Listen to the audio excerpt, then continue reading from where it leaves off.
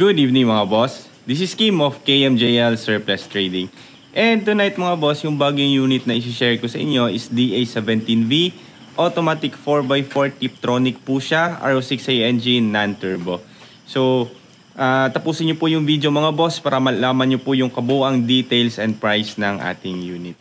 At sa mga bago pa lang po sa ating YouTube channel, mga boss, please like, subscribe, and click the notification bell para lagi po tayong updated sa ating mga panibagong video upload. Ayan, and bago ko po umpisahan yung ating video mga boss, nais ko lang pong i-shoutout si Sir Theo Frey and Ma'am Princess Kahano. Sila po ang owner ng unit na ito. And maraming salamat po Ma'am and Sir sa pagtitiwala and pagsusuporta nyo sa KMJL Surplus Trading. And also, thank you po sa mataas nating pasensya dahil po medyo matagal-tagal po itong unit natin dahil po nung una is yun po yung time na medyo mahirap humanap ng unit and medyo loaded din po yung ating unit, madami tayong ginawa. So ayun, tapusin nyo po yung video mga boss and isa-isahin natin itong mga accessories na nilagay natin sa unit nila Ma'am Princess Kahano. Ayan, so DA17V Automatic 4x4 Tiptronic po siya mga boss. And straight seat but power window puro yung harap. Ayan, so kasama na po ito ang ating LTO registration under kila Ma'am Princess Kahano. Ayan, so isa-isahin natin mga boss kung ano yung mga pina-add nila Ma'am Princess Kahano. Ayan, so una-una mga boss, syempre yung unit natin is lifted ng 3 inches. So of course, kung magli-lift up tayo ng 3 inches, matic na po yan. Off-road setup na po yan. Kasi improper naman po kung yung ating unit is naka-lift. Pero hindi po tayo mag-off-road setup. So ano nga ba yung mga starter pack para makonsider natin yung unit natin na off-road setup? Ayan, so unang-una, yung rims, regardless kung ano yung pipiliin natin na design ng rims, as long as yung ating unit, as long as yung ating tires is mud terrain. And then syempre meron silang pinalagay na fender flare. So since yung ating unit mga boss is yung ating rims is medyo labas, so nilagyan po natin ito ng fender flare para at least lumebel konti yung ating fender. So iwas po tayo sa mga talsik ng putik, especially yung mga madadaanan nating mga asfalto na basa pa. So yun, kapag tumigas yun, mahirap po yung tanggalin. And then syempre para at least maskulado talaga yung unit natin mga boss, nilagyan natin ito ng wrap around na steel bumper. So harap, likod, and sa side left and right. So ito po yung tinatawag nating steel bumper, harap and likod. Plus yung gilid is sa ating specification sa ating list is nilagay natin doon step board. Also pwede din po siyang tawaging running board. Ayan, so pansin nyo mga boss, yung unit pa lang kung i-visualize natin halimbawa yung unit kahit anong color. Halimbawa yung unit mga boss, lifted either 3 inches or 4 inches plus naka mud terrain tires, naka fender flare and naka steel bumper plus running board. Maskulado na po yung unit natin mga boss. Kahit na wala tayong ilagay sa loob, unahin natin yung panlabas. Machong macho talaga yung unit natin. Plus, nilagyan pa po natin ng roof carrier. So halos kompleto na po yung panlabas natin na mga accessories mga boss. Bukod lamang po dun sa ating mga chrome na mga garnish. So wala tayong nilagay na chrome garnish dito since wala namang request yung buyer nito na lagyan.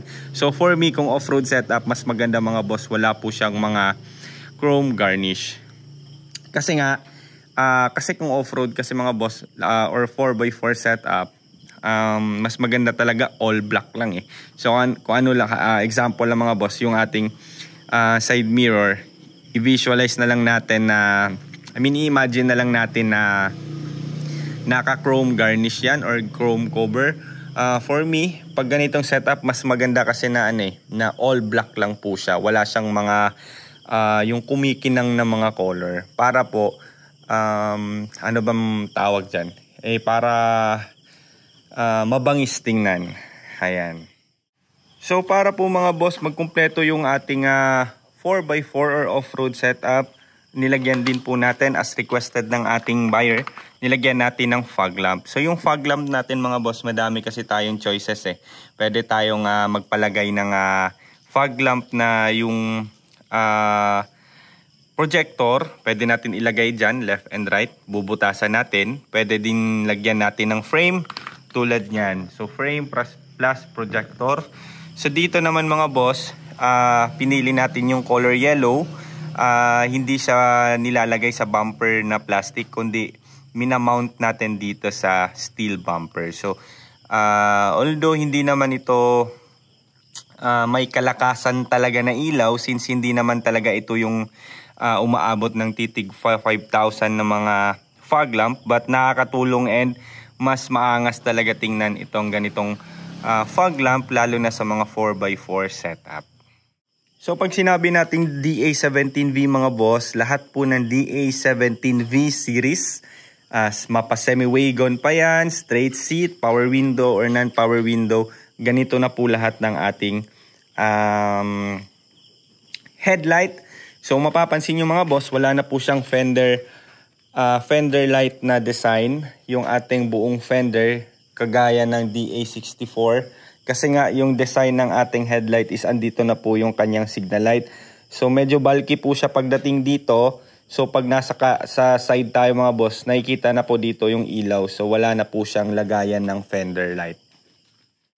And baka nagtataka kayo mga boss, bakit Nissan po yung emblem natin? Kasi nga originally from Japan, Nissan po yung tatak niya. So clarify ko lang mga boss, kasi sobrang daming logo or ano ba tawag dyan? Classic kasi sila ng mga ng mga brandings. So mapa Nissan, Mazda, Mitsubishi, Suzuki, lahat po yan sila mga boss. Suzuki pa rin, same engine, same interior, same po lahat. Suzuki po siya buong buo. So di ko lang ma-explain mga boss bakit po sa Japan nag-iiba-iba sila ng mga brand. But kahit Nissan pa man ito or Suzuki or Mazda or anong brand pa yan mga boss, Suzuki pa rin po itong kabuuang unit natin. So RO6A engine pa rin po siya. Wala pong nagbago bukod sa emblem and tatak ng logo ng ating manibela. So nagpalagay din po sila ma'am ng wrap around 3M tint. So as usual mga boss, yung setup ng ating tint is Magic Tint po yung harap. Si Magic Tint po kasi is sobrang linaw kahit gabi. So nakakatulong po siya mga boss sa visual ng ating driver. And then dito naman is medium black. So hindi rin po tayo nakikita sa loob kahit maliwanag, kahit araw. And also etong tint kasi mga boss is nakakadagdag po sila tulong sa heat rejection, lalo na kung sobrang mainit yung panahon. So Magic Tint, medium black, super black po itong dalawa, itong sa window and itong quarter glass, kasi wala naman po itong vision ng driver.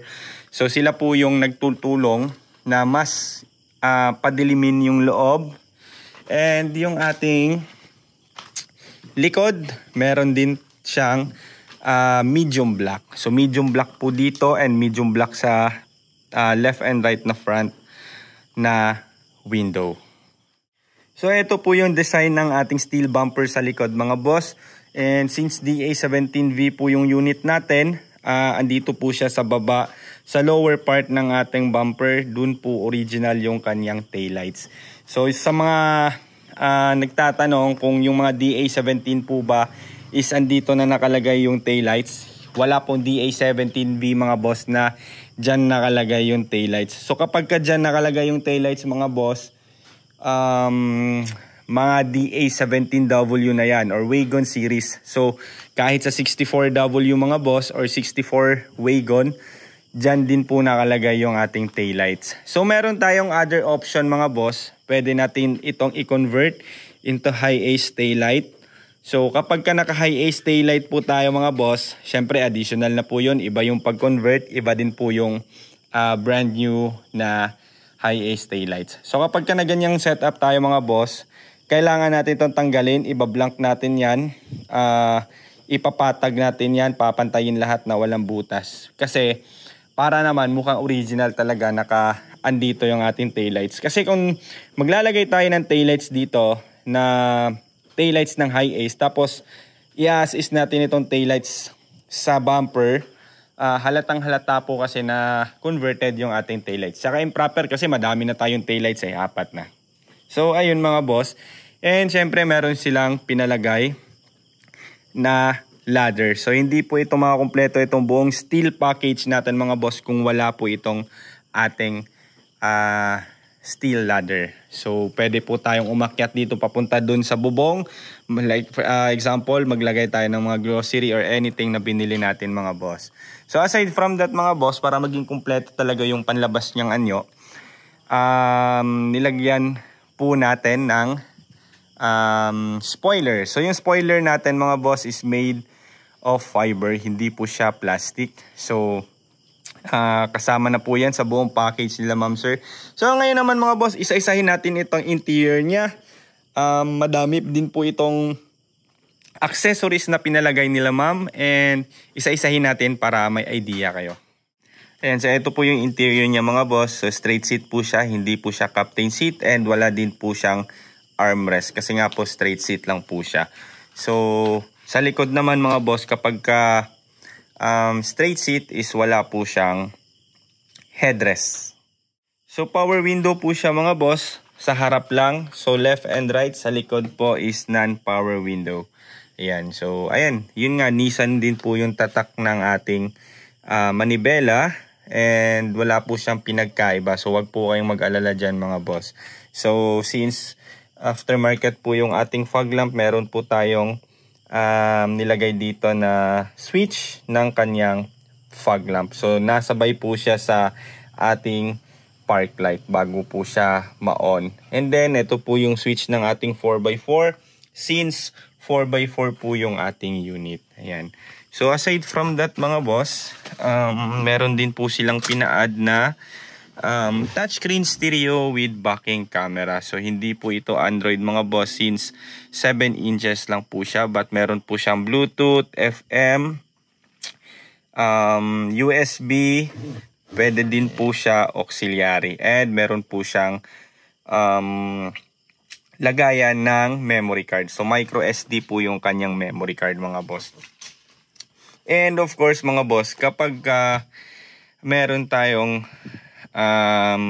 touchscreen stereo, mapa 7 inches or 9 inches mga boss, mapa Android or non-Android mga boss, meron na din po siyang kasamang backing camera. So ilang ulit ko na pong sinasabi mga boss, mawala na po lahat, wag lang po itong ating tawag niyan, water temperature. So analog po yung pinaka the best para sa amin kasi mas accurate po siya. So ayun, ito po yung aming water temperature gauge. So nagre-range po ito ng 60 degrees Celsius hanggang 90 po yung madalas na temperature ng ating 17. So kapag ka nasa 120 na po siya mga boss, ibig sabihin nun, there is something wrong sa ating cooling system. So ano-ano nga ba po mga boss yung possible cause bakit po nagtataas yung ating water temp? So una, baka po nag-leak yung ating mga hose ng water. Pwede din pong yung ating auxiliary fan nagloko. Hindi na po naaabot ng yung tinatawag nating carbon brass. Pwede din pong nagsalin tayo ng tubig but hindi natin nasarado ng maayos. So kapag ka overheat mga boss, kasi madaming factor. So clarify ko lang mga boss, kasi yung iba, kapag ka yung unit nila nag-overheat, and hindi nila alam kung ano yung cause bakit nag-overheat, biglang sasabihin yung mga surplus daw, yung mga DA units is hindi daw matibay, madalas daw nag-overheat, di naman nila alam kung ano yung sanhi ng overheat. So madalas po mga boss sa mga overheat is kadalasan po nagkukos ay human error. So check muna natin maigi mga boss, kasi napakadami pong factor bakit po nagtataas yung ating water temp. Kung wala namang naging problema doon sa mga nabanggit ko, possible naman hindi mag-overheat yung unit natin . So ayun mga boss, Tiptronic din po ito. Yung takbo niya is nasa 94,000 lamang po mga boss. So clarify ko lang din mga boss, baka ma-misinterpret nyo kasi umiilaw yung ating check engine kasi hindi po siya nakaandar. Ayan, so 94,000 po yung tinakbo niya galing Japan. So kahit naman po mga umaabot ng 200, for me mga boss, yung mga 200,000, maayos pa rin po yan. Hindi po kami nagmamatter sa takbo ng unit, kundi nagmamatter kami sa kondisyon ng unit talaga. So kami po yung makakapagpasabi, kami po yung makakapagsabi kung yung unit is maayos or hindi, kung okay pa ba ang makina niya or hindi, kung may problema ba or wala, regardless kung 200 or below 100,000 po yung takbo ng ating unit. So ito po yung shifter mga boss ng Tiptronic. So meron po siyang, actually same lang naman sila Meron siyang park, reverse, neutral, and drive. But sa mga DA64 po mga boss and sa mga straight-matic na DA17, wala po siyang plus minus. So sa plus minus mga boss, pwede po natin gawing manual ang ating paggamit. But wala na po siyang apakan ng clutch pa rin. So para po siyang semi-manual ganon.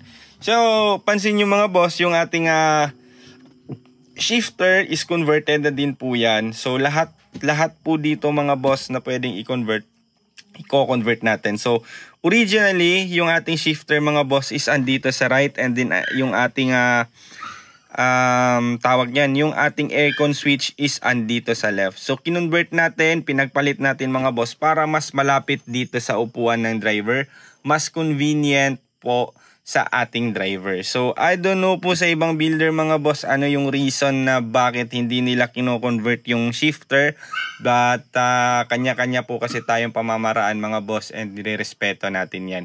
So, sa amin naman, kayang-kaya naman nating i-convert without any disadvantage. Actually, mas advantage po siya mga boss. Kaya, converted po lahat ng DA17 natin ng shifter. And also mga boss, converted din po itong unit natin using secondary gearbox. So dalawa pong secondary gearbox yung nakalagay dito. Isa sa loob and isa sa harap. So depende po yan sa conversion natin. Depende po yan sa tiga-convert mga boss. Meron din kasing iba nagko-convert na yung ating secondary gearbox or yung tinatawag natin na baki-baki dito sa Davao is nasa labas lahat. So meron din pong iba nasa loob lahat. So dito po sa atin sa KMJL Surplus Trading mga boss, isang nasa loob and isang nasa labas. And ayun, meron din po silang dash camera mga boss. So yung dash camera natin or tinatawag nating dashcam is meron din po siyang dalawang camera. Isa po dito built-in sa harap and isa din po sa likod. So dalawa po yung camera ng ating dashcam. So kapag ka nagre-reverse din po tayo, sasabay po yung visual natin sa likod dito sa pinakadulo and dito sa ating buong screen ng ating touchscreen stereo. So para po mas malinis tingnan yung ating interior mga boss, although andito naman yung original na matting, eto, nililinis naman natin to, but nagpa-add pa rin sila ma'am and sir ng brand new matting set. So harap, gitna and likod, buong likod sa flooring mga boss, meron na po siyang brand new matting. And ito din po yung kanilang napiling design and colors ng kanilang upholstery. So yung upholstery nila mga boss is from lahat ng upuan, and then meron din pong ceiling. So yung color po is all black, plus yung design niya is diamond sa gitna and then plain dito sa gilid. So kapag meron tayong upholstery sa upuan mga boss and ceiling, package na po yan. Parang nalilibre po itong ating back cover and side cover. So left and right and likod mga boss, meron na po siyang kasamang cover. So upholstery sa cover. So ayun mga boss, all black po yung tema nila ma'am sa ating interior. Wala pong masyadong mga light colors. So napaka talaga for me bumagay talaga. All dark po yung trip nila ma'am. So dito naman po sa atin sa KMJL Surplus Trading, lahat po ng gusto ninyo mga boss, yun po yung masusunod. Bumibigay po kami ng mga suggestion and advice sa umpisa, but kung ano po yung pinaka-final na decision yung mga boss, yun po yung susundin and yun din po yung gagawin natin. So bukod po sa lahat ng mga nabanggit kong accessories mga boss, ano-ano nga ba pa yung mga kasama sa package ng made to order? So una-una po mga boss, kasama na po dyan yung ating brand new battery. Syempre hindi po yan mawawala. And then heavy PMS. So ano-ano nga ba yung mga kasama sa heavy PMS? So una-una mga boss, hindi po yan pwedeng mawala yung ating change oil. Pinaka-importante yung langis ng ating makina, cleaning ng AGS, replace ng spark plug. Minsan naman mga boss, hindi kami nagre-replace ng spark plug kung maayos pa naman yung spark plug, kasi nga mas okay talaga yung original na spark plug. But depende kasi yan mga boss, depende talaga sa gumagawa. Kasi yung mga paninindigan naman ng iba, yung ibang mga mechanic, yung ibang gumagawa ng mga unit, pinapalitan talaga nila. So para sa akin kasi mga boss, mas maganda yung original kung wala namang problema, kasi original yan, galing Japan. So minsan kasi mga boss, kung magpapalit tayo ng spark plug dito, pagpalagay natin na brand new nga, but hindi naman di kalidad, hindi naman maganda yung tawag niyan, yung kanyang performance. So mas okay na yung original. So ayun mga boss, ulitin ko lang, heavy PMS, change oil, cleaning ng AGS, cleaning ng throttle body, lahat ng mga sensors, cleaning ng intake, ano pa ba mga hindi ko nabanggit. Under chassis mga boss, importante, ball joints, stabilizer link, mga bushing. So aside from that mga boss, since yung ating unit is slip up, so chine-check talaga natin maigi yung pang-ilalim, lalo na yung ginawa nating mga fabricated na bakal para maging lifted yung ating unit. So ayun mga boss, I think hindi ko nasabi lahat sa PMS kasi di ko masyadong maalala. But ayun, isa na din yun sa kasama sa ating package. And after ng ating heavy PMS mga boss, gumagawa tayo ng road test. Tinetest drive talaga natin yung unit. Dinadala natin dun sa mga matatarik na lugar dito sa Davao, like Eden Nature Park, dun sobrang matarik dun. Katigan, Barakatan. Minsan naman mga boss, pagka madaming unit, inaakyat namin ng Kapatagan. So yung Kapatagan mga boss, estimate ko nasa mga 60 kilometers to 70 siguro, I think. 45 doon is Patag Highway, and then 15 to 20 siguro, sobrang tarik talaga yun mga boss. But minsan kasi wala na tayong time pumunta doon, kaya nagtitest drive tayo dito sa Katigan or Eden. Minsan 2 beses na ito nira-round trip yung unit. And then meron tayong lista during road test. And kung sakali naman meron tayong mga na-notice na mga konting problema or mga kailangan ayusin, nililista natin yon. And then pagbalik ng dito sa shop, gagawin ulit. And then after naman, road test hanggang wala na tayong ma-notice na problema. And kung meron man naging problema ulit during the time, like 1 week na ating tawag dyan, nirelease yung ating unit, nagbibigay naman tayo ng warranty or after sales. Ayun. And bukod pa po dun sa mga nasabi ko mga boss, nakalimutan ko lang, kasama na din po yung injector cleaning, change po ng gear oil, and madami pa po, hanggang meron po tayo nakikitang kailangan palitan. So ayun po mga boss. So itong unit mga boss is made to order po, and yung owner is si Ma'am Princess Kahano. Ayun, shout out po sa iyo ma'am. And bukas po i-release natin tong unit na to, kukunin nila, ito turn over natin. And babiyahe na sila pabalik ng Tagum City. So medyo malayo po dito sa Davao City. But ayun nga, sa mga kliyente po natin dito sa KMJL Surplus Trading mga boss, wag po kayong mag-alala kung after turnover ng unit meron po kayong nanonotice na mga konting problema. So advice po namin, para hindi po kayo pabalik-balik dito sa ating shop, from first week po na na-release natin yung unit, magbaon na lang po kayo ng listahan. And kung sakali may mga mapansin po kayo mga boss na mga konting problema like nabusted yung bulb, may tumutulong tubig, yung aircon, biglang nawala. Yun po kasi yung mga madalas na nagiging problema after release. So hindi naman po tayo perfect mga boss, kaya nga po binibigyan ko po kayo ng after sales.